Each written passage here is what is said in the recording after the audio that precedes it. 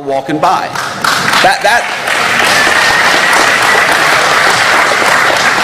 And so the president actually signed an executive order to make it easier for some of these people to get access to mental health treatment.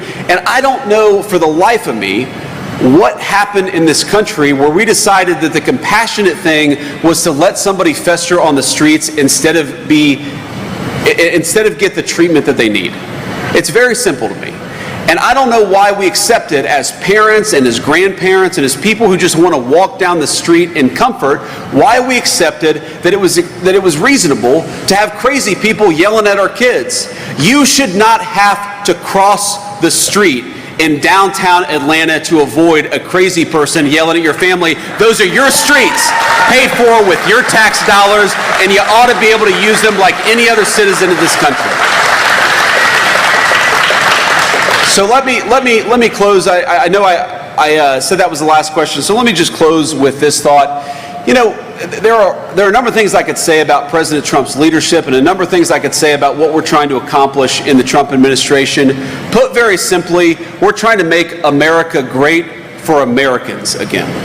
When you hear that phrase, make America great, we want you, as a taxpayer, as a worker, as a business owner, we want you to be able to enjoy the incredible benefits and bounty of the United States of America.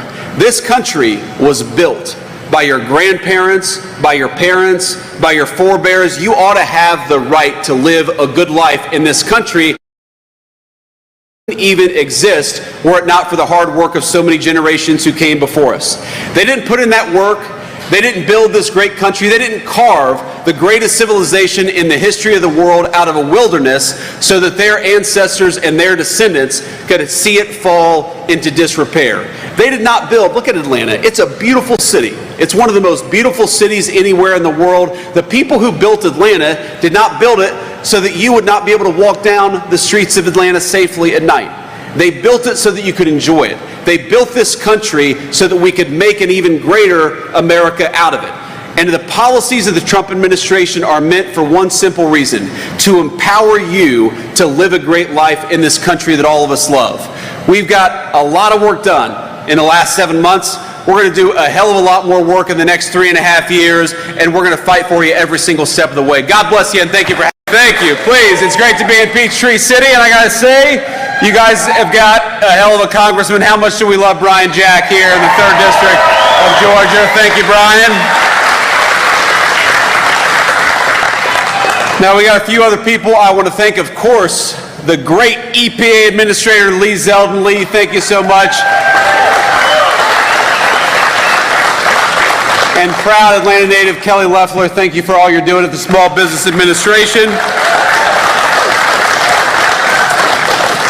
All right, you guys are lucky to have a great Trump-endorsed Lieutenant Governor Burt. Burt, good to see you, man. How we doing? Burt. If you're shy, better